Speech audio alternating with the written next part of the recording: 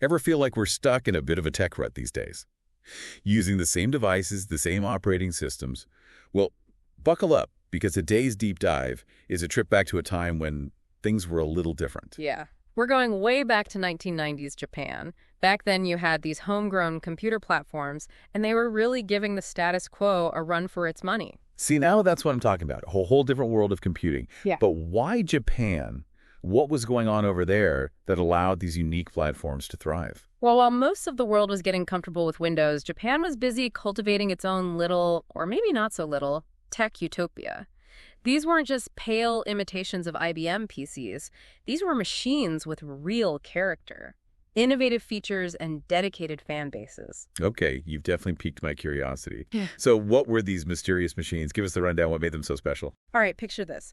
It's the late 80s, and you're booting up a Sharp X68000. Okay, I'm picturing it. What's so special about it? This was the dream machine for gamers, seriously. Sleek, black tower, all sharp angles.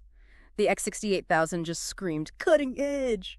Sounds like they nailed the aesthetics. But did it have the tech specs to back up that look? Oh, absolutely. Under the hood, it was a powerhouse, especially for its time. But more than just looks. The X68000 could handle arcade-perfect ports of games like Street Fighter II, even Ghouls and Ghosts, stuff that put home consoles to shame. Wait, you're saying arcade perfect now? I might have dropped a few too many quarters in arcades back in the day, so I need to hear more about this. What made the X68000 such a beast for those arcade ports? It all boils down to one thing. The Motorola 68000 processor. The Motorola what now? That was the chip. Powered a ton of those arcade hits. Oh, and home consoles too, like the Sega Genesis. So for developers, porting those games over to the X68000, it was practically a breeze. So they were working with, like, a shared language between the arcade and this computer. Exactly. That's why the ports were so good. We're talking pixel-perfect graphics, smooth animation, the whole package. It's like dropping a Ferrari engine into a computer. That's wild. But we've got to talk about the other contenders in this Japanese computer arena, right? Mm-hmm. What about the NEC PC-98 and the Fujitsu FM Towns? Ah, yes, the PC-98, the king, the champion. If the X68000 was the cool kid, the PC-98 was the reliable one, the one you could always depend on. Some estimates say it had nearly a 60% market share during its peak.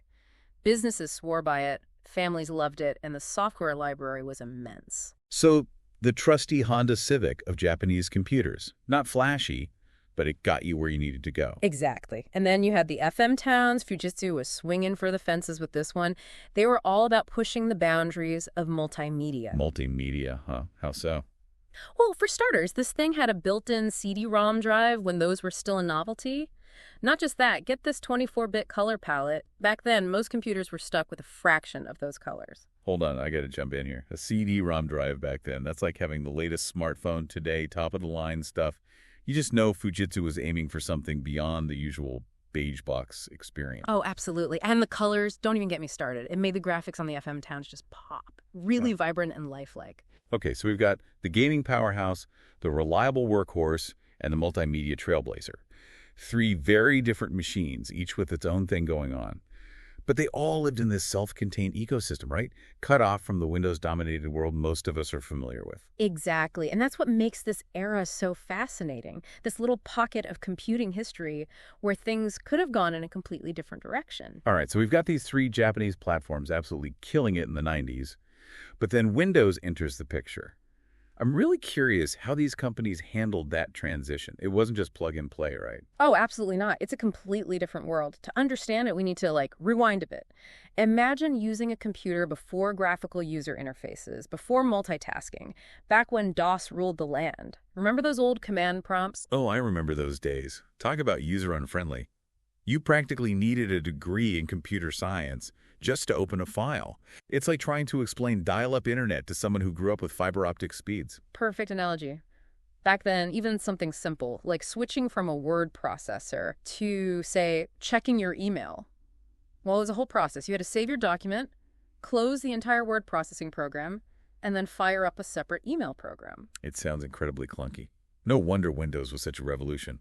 Suddenly you could have multiple programs running at the same time in those neat little windows, like switching between channels on a TV, but for computers. Yeah, it was huge. But here's where it gets really interesting.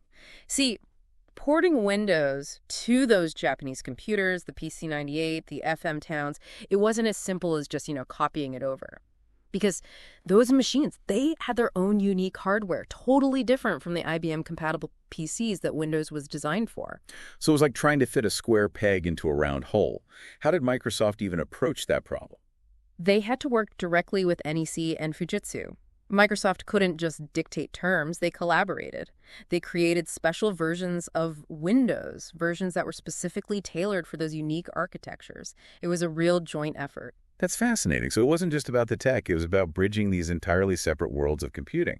Sure. But even with Windows in the mix, I'd imagine there wasn't a mass exodus from those Japanese PCs. No, not at all. It was a slow burn, really. See, there wasn't this one killer app on Windows that made everybody jump ship overnight. It was more about the software ecosystem, the way it was growing around Windows. Right, because if you're a developer back in the early 90s, are you going to make separate versions of your program for the PC-98, the FM Towns, and IBM compatibles? Or are you going to focus your efforts on the platform with the most potential users? Exactly. And don't forget, the internet was starting to take off around that time. Windows was becoming the clear winner in terms of connectivity. The world was getting smaller, and those once clear lines between platforms, they were starting to blur.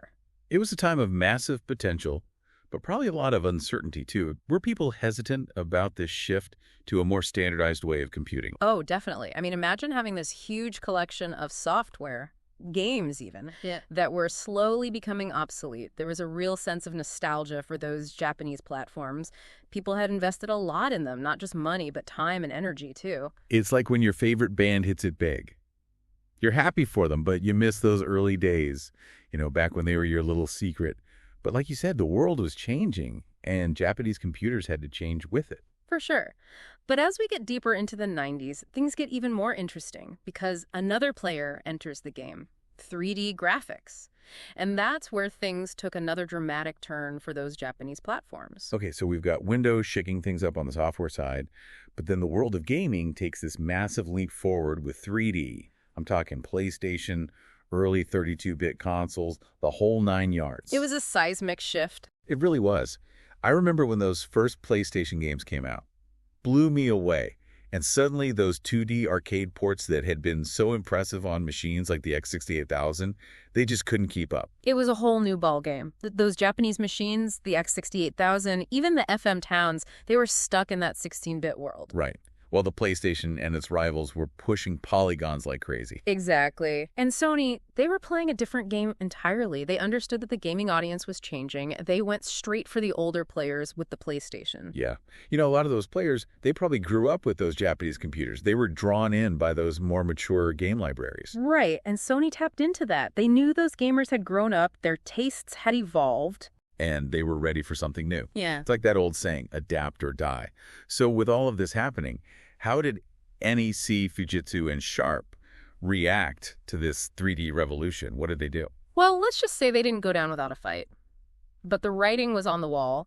The PC-98, their bread and butter was business and productivity. So how'd they adapt? They really embraced Windows, went all in on that. Makes sense. But that strength, that massive library of business software they had, it became a liability. Because while businesses loved it, it wasn't exactly setting the gaming world on fire. Exactly. And let's be real, even diehard PC-98 fans were starting to see the appeal of a standardized Windows world. It just makes things easier. Right. And then you have the FM Towns. Remember, they were all about multimedia. Oh, yeah, they were ahead of their time. They tried to position themselves as this cutting-edge machine, even experimented with VR peripherals. Virtual reality. Back then, that's wild. They were ambitious, for sure, but ultimately, they couldn't outrun the shift in the market. And the X68000, that once mighty king of 2D gaming. Yeah, what happened to them? They just couldn't keep up with the raw power of those dedicated gaming consoles. It's almost a little sad, isn't it? These incredibly innovative platforms just